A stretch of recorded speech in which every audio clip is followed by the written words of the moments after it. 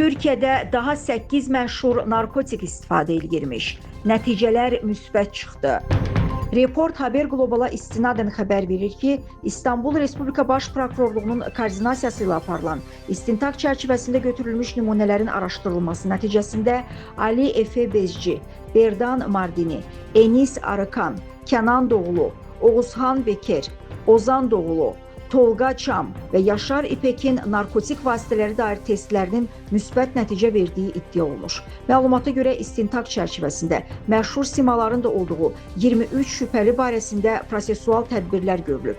Bildirilib ki, sosial şəbəkələrdəki paylaşımlar, eləcə də texniki və fiziki müşahidə nəticəsində müxtəlif cinayət əməlləri ilə bağlı sübutlar əldə olunub. Araşdırma zamanı şübhəlilərdən məhkəmə tibbi ekspertiza qurumunda qan və saç nümunələri götürülüb.